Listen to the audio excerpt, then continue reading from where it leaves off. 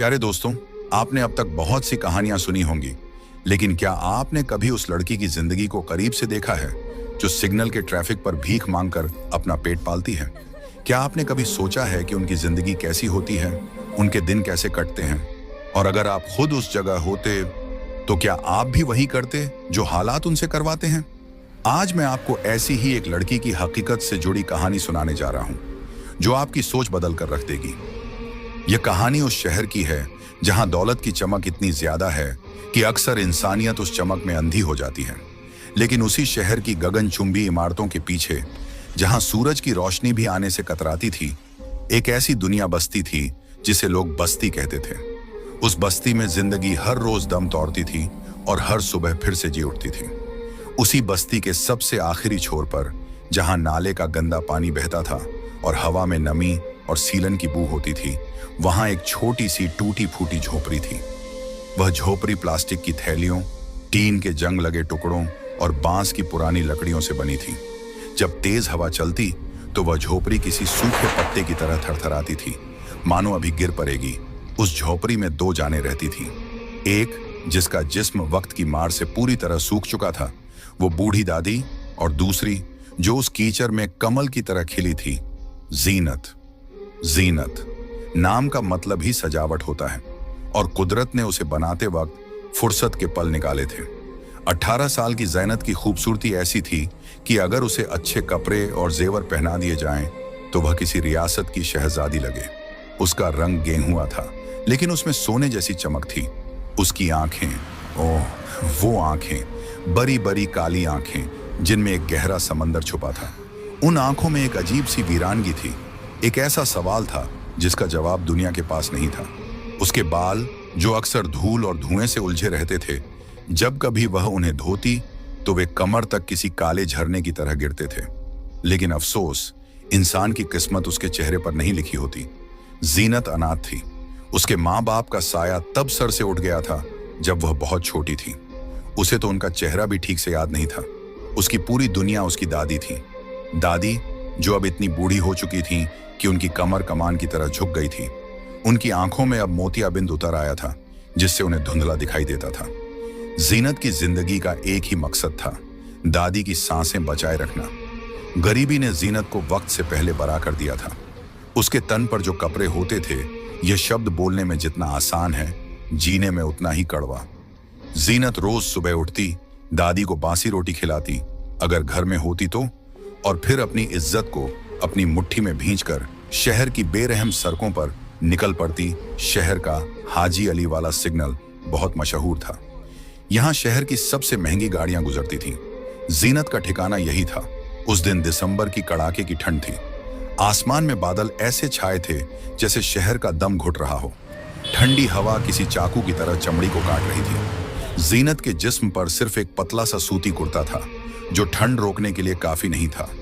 वह थर थर कांप रही थी। उसके होंठ नीले पर गए थे। उस दिन उसकी हालत और भी खराब थी, क्योंकि घर में दादी बहुत बीमार थी। दादी को कल रात से खून की उल्टियां हो रही थीं। डॉक्टर ने कहा था कि अगर शाम तक महंगी दवा का इंजेक्शन नहीं लगा तो दादी नहीं बचेंगी। उस इंजेक्शन की कीमत 500 रुपये थी, और जीनत की जेब में एक फूटी कौड़ी नहीं थी। अल्लाह के नाम पर दे दो बाबा, मेरी दादी मर जाएगी। जीनत हर गाड़ी के शीशे पर दस्तक दे रही थी। कुछ लोग शीशा चढ़ा लेते, कुछ उसे गंदी नजरों से घूरते, और कुछ उसे धक्के मारकर हटा देते। हटो यहां से, कामचोर कहीं की, एक अमीरजादे ने उसे डांट दिया था। दोपहर हो चुकी थी। सूरज कहीं नजर नहीं आ रहा था। जीनत की हिम्मत जवाब दे रही थी। वह फुटपाथ के किनारे बैठ गई और अपनी आंखों से गिरते आंसुओं को पोंछने लगी। या खुदा, क्या गरीबों के लिए तेरे खजाने में कुछ भी नहीं है? उसने आसमान की तरफ देखकर शिकायत की। तभी सिग्नल लाल हुआ। ट्रैफिक थम गया। अचानक पूरे माहौल में एक अजीब सी खामोशी छा गई। सबकी निगाहें एक ही दिशा में घूम गईं। सड़क पर एक ऐसी गाड़ी आकर रुकी थी जिसे देखकर लग रहा था कि वह किसी दूसरी दुनिया से आई है। वह एक गोल्डन रोल्स रॉयस थी। पूरी गाड़ी पर असली सोने की परत चढ़ी थी। बादलों के बीच से निकली हल्की सी रोशनी में भी वह गाड़ी ऐसे चमक रही थी कि आंखें चौंधिया जाएं। उसके पहियों के रिम भी सोने के थे। वह गाड़ी किसी चलते फिरते महल जैसी लग रही थी। जीनत ने अपनी जिंदगी में साइकिल और स्कूटर के अलावा कुछ नहीं देखा था। यह गाड़ी उसके लिए किसी जादुई रथ जैसी थी। उसने सोचा, यह आदमी जरूर कोई बादशाह होगा। इसके पास इतना सोना है, अगर यह मुझे थोड़े से पैसे दे दे तो मेरी दादी की जान बच जाएगी। भूख और लाचारी इंसान का डर खत्म कर देती है। जीनत उठी, उसके पैर कांप रहे थे। वह धीरे धीरे उस सुनहरी गाड़ी की तरफ बढ़ी। जीनत उस गाड़ी के काले शीशे के पास पहुंची। उसे अंदर कुछ दिखाई नहीं दे रहा था। उसने अपने ठंडे और कांपते हाथों से शीशे पर दस्तक दी। खट खट। कुछ पल कोई हलचल नहीं हुई। जीनत का दिल जोर जोर से धड़क रहा था। फिर एक हल्की सी झुम्मम की आवाज के साथ शीशा नीचे हुआ। अंदर से ऐसी हवा का एक ठंडा और खुशबूदार झोंका आया। वह खुशबू बहुत महंगी थी, ऊद और गुलाब की मिश्रित खुशबू। जीनत ने अंदर झांका। ड्राइविंग सीट पर एक नौजवान बैठा था। उसकी उम्र मुश्किल से 25 या 26 साल होगी। वह बेतहाशा खूबसूरत था। गोरा रंग, चेहरे पर हल्की तराशी हुई दाढ़ी और आंखों पर एक कीमती ब्रांडेड चश्मा। उसने एक सफेद रंग का पठानी सूट पहन रखा था, जिसके कॉलर पर सोने के धागे से कढ़ाई की गई थी। उसके हाथ में एक स्विस घड़ी थी, जिसकी कीमत शायद जीनत की पूरी बस्ती की कीमत से ज्यादा होगी। उसका नाम आर्यन था। वह शहर के सबसे अमीर और रसूखदार आदमी शेख सिकंदर का इकलौता बेटा था। जीनत की जुबान लड़खड़ा गई। साहब, अल्लाह आपको बहुत बरकत देगा। मेरी दादी बहुत बीमार है। मुझे कुछ पैसे दे दो साहब, वरना वो मर जाएगी। आर्यन ने अपना चश्मा उतारा। उसकी आंखें गहरी भूरी थीं, लेकिन उनमें एक अजीब सा खालीपन था। उसने जीनत को ऊपर से नीचे तक देखा। उसकी नजर में हवस नहीं थी, बल्कि एक हैरानी थी।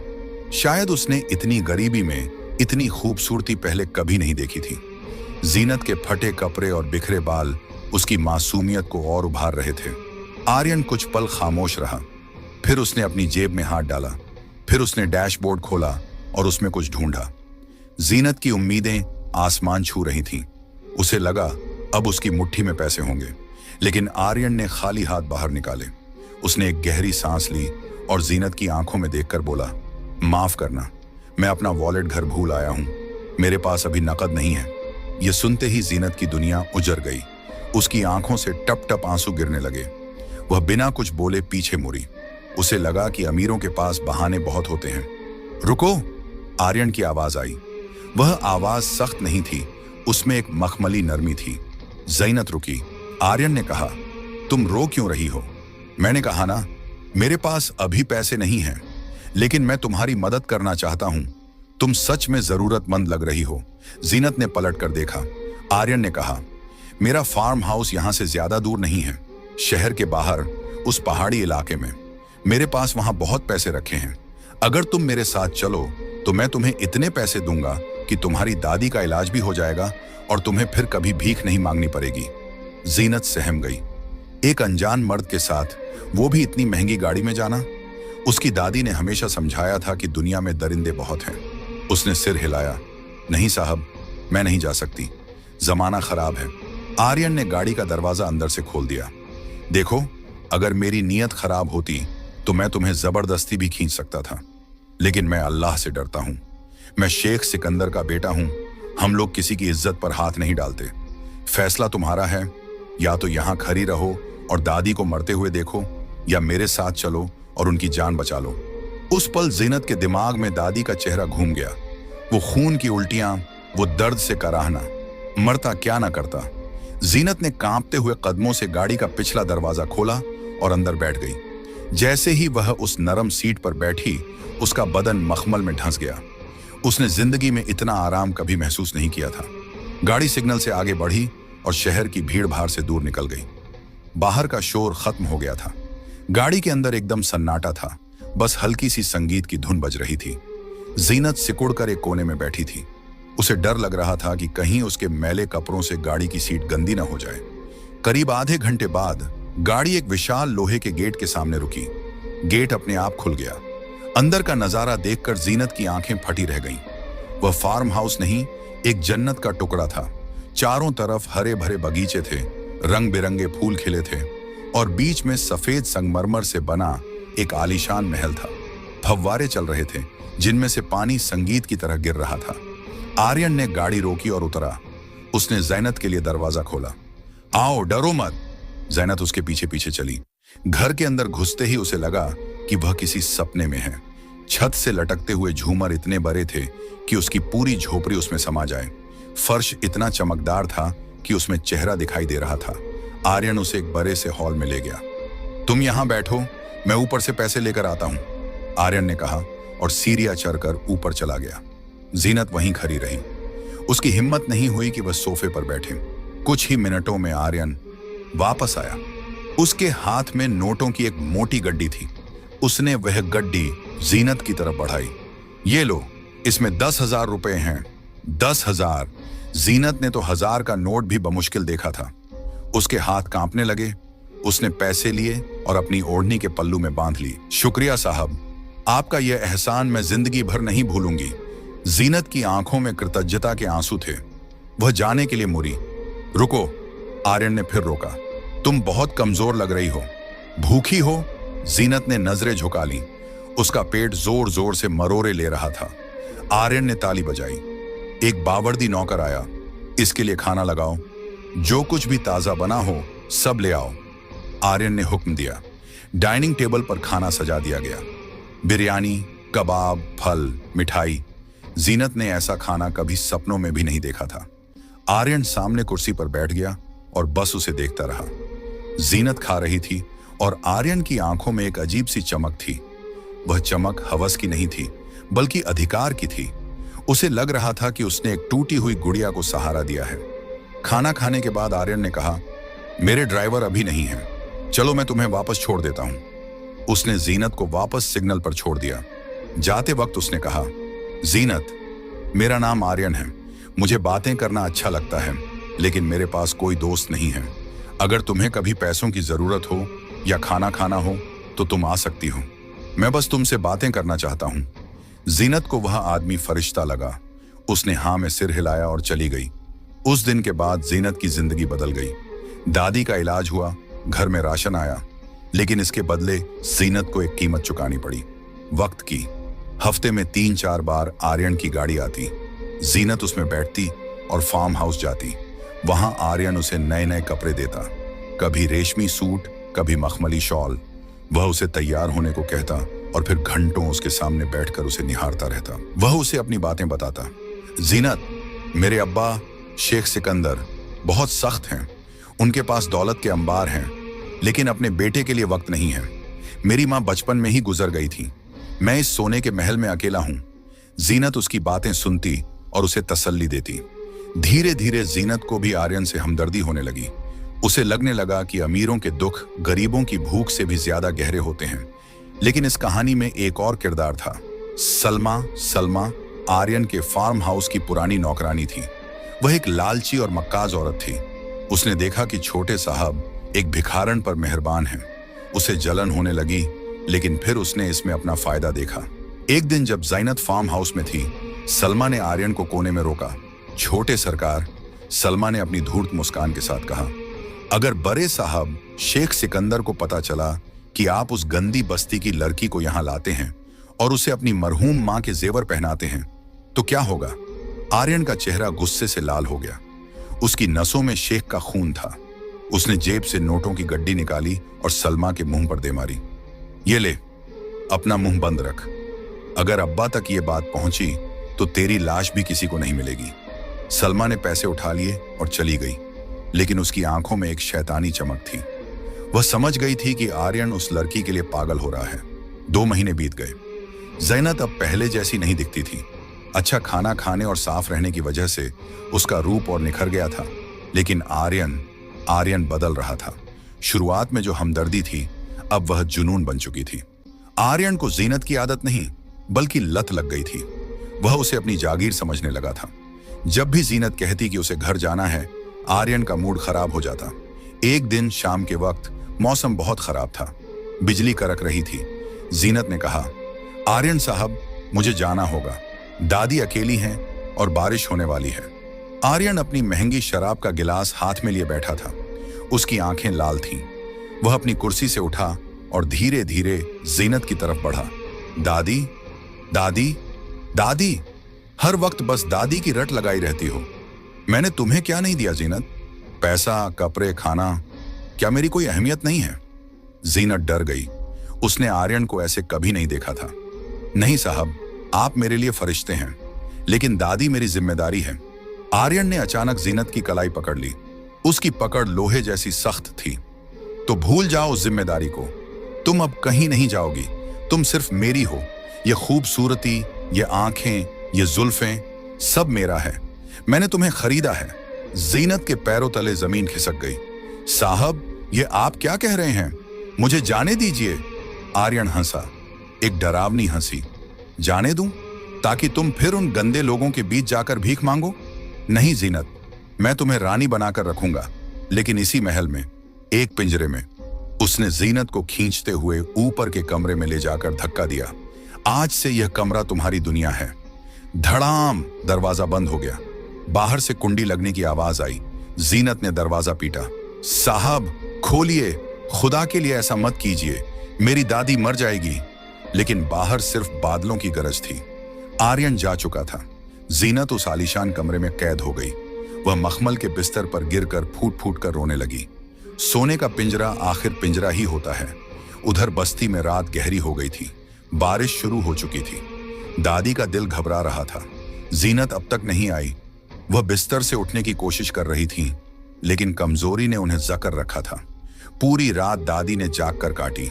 हर आहट पर उन्हें लगता कि जीनत आ गई। अगली सुबह जब बारिश रुकी तो दादी ने अपनी पुरानी लाठी उठाई। उनका शरीर कांप रहा था, लेकिन पोती के प्यार ने उन्हें ताकत दी। वह घिसटत हुए पड़ोस के रहीम चाचा के पास गईं। रहीम चाचा ऑटो चलाते थे और जीनत को बेटी मानते थे। रहीम भाई, मेरी बच्ची कल से गायब है। दादी रो रही थी। रहीम चाचा ने उन्हें संभाला। माँ जी, आप फिक्र न करें, मैं पता लगाता हूं। वे लोग उस सिग्नल पर गए। वहां एक गुब्बारे बेचने वाले बच्चे ने बताया, माँ जी, जीनत आपा तो कल उसी गोल्डन गाड़ी वाले साहब के साथ गई थी। वो अक्सर उनके साथ जाती हैं। गोल्डन गाड़ी? रहीम चाचा ने माथा पीटा। ये तो शेख साहब के बेटे की गाड़ी है, आर्यन शेख। मामला बड़ा था। गरीब आदमी अमीर से लड़ने से डरता है। लेकिन रहीम चाचा ने कहा, माँ जी, इज्जत का सवाल है, हम पुलिस के पास चलेंगे।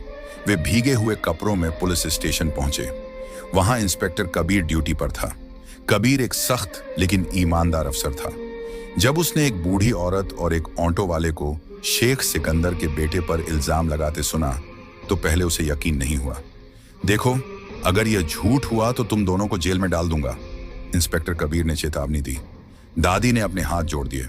साहब, मेरी बच्ची की जिंदगी का सवाल है। वो लड़का उसे ले गया है और वापस नहीं लाया। मेरी बच्ची बिकाऊ नहीं है साहब। दादी की आंखों की सच्चाई ने इंस्पेक्टर का दिल पिघला दिया। इंस्पेक्टर कबीर जानता था कि सीधे आर्यन के फार्म हाउस पर छापा मारना खतरे से खाली नहीं है। शेख सिकंदर का शहर में बहुत नाम था, इसलिए इंस्पेक्टर ने एक समझदारी वाला कदम उठाया। वह सीधा शेख सिकंदर की मुख्य हवेली गया। शेख सिकंदर अपनी लाइब्रेरी में बैठे कुरान पढ़ रहे थे। वह 60 साल के रौबदार बुजुर्ग थे। चेहरे पर नूर और आंखों में उसूलों की सख्ती थी।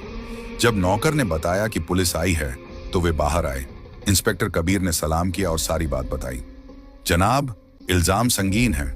आपकी सुनहरी गाड़ी और आपका बेटा, एक लड़की गायब है। शेख सिकंदर की पेशानी पर बल पड़ गए। इंस्पेक्टर, मेरा बेटा लोगों से कम मिलता है। वह शर्मीला है, लेकिन वह किसी का अपहरण करे ये मैं मान नहीं सकता। साहब, मोबाइल लोकेशन उसी फार्म हाउस की आ रही है, इंस्पेक्टर ने सबूत दिया। शेख सिकंदर एक पल के लिए खामोश हो गए। उन्होंने आर्यन को कई बार फोन किया था, लेकिन वह उठा नहीं रहा था। शेख को याद आया कि आर्यन पिछले कुछ महीनों से अजीब बर्ताव कर रहा था। उसके बैंक अकाउंट से भी बड़ी रकम निकल रही थी। शेख सिकंदर खड़े हो गए। चलो इंस्पेक्टर, मैं खुद तुम्हारे साथ चलूंगा। अगर मेरा बेटा बेगुनाह है तो मैं तुम्हारी वर्दी उतरवा दूंगा। लेकिन उन्होंने अपनी बात अधूरी छोड़ दी, लेकिन उनकी आंखों में एक खौफनाक फैसला था।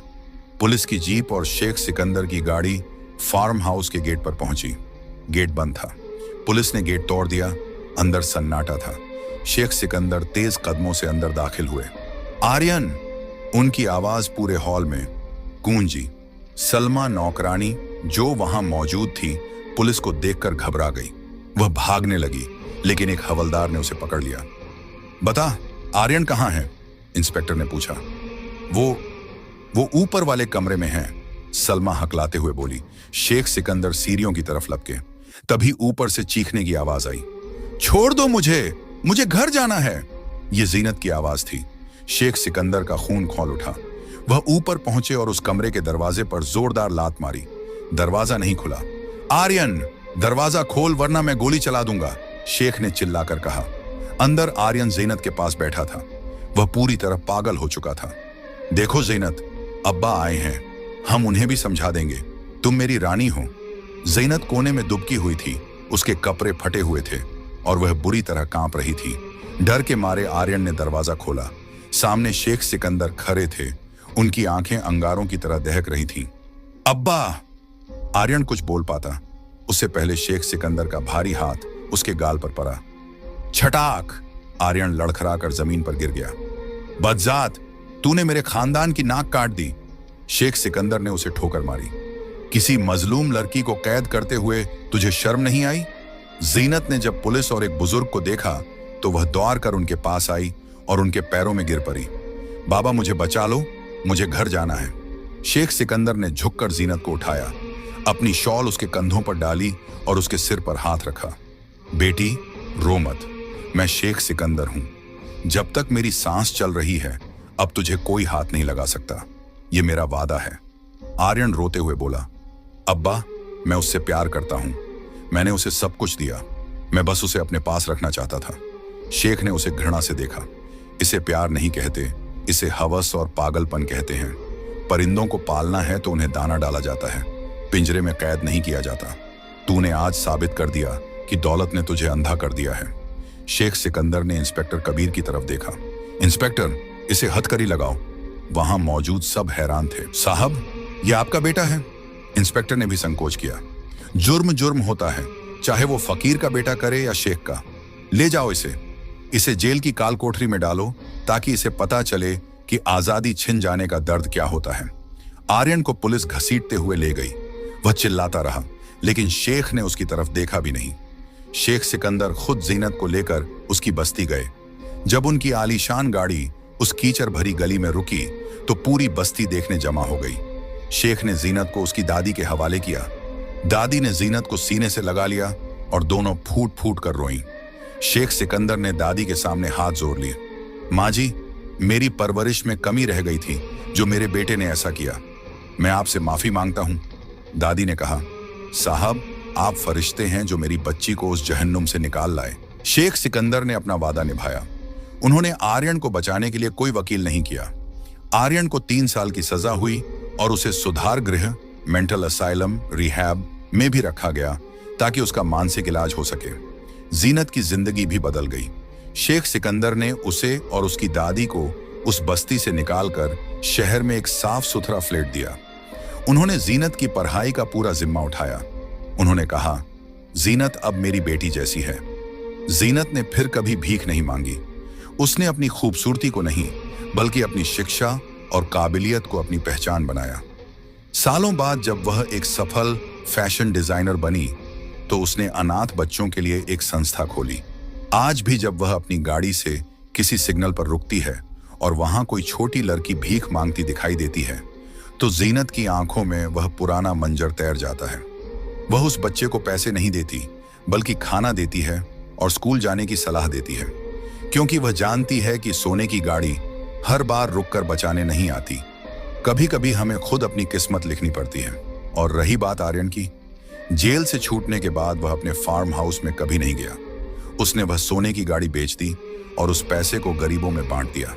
कहते हैं वह आज भी शेख सिकंदर की फैक्ट्री में एक आम मजदूर की तरह काम करता है, अपने पापों का प्रायश्चित करने के लिए।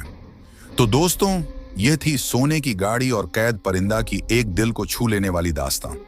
यह कहानी हमें सिखाती है कि दौलत की चमक चाहे कितनी भी तेज क्यों ना हो, वह इंसानियत और प्यार की रोशनी के सामने फीकी पर ही जाती है।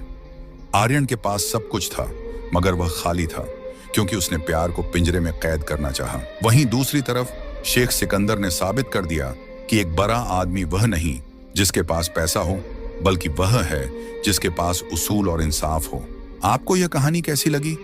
और खास तौर पर शेख सिकंदर का अपनी ही औलाद के खिलाफ जाकर एक गरीब लड़की को इंसाफ दिलाने वाला फैसला आपको कैसा लगा?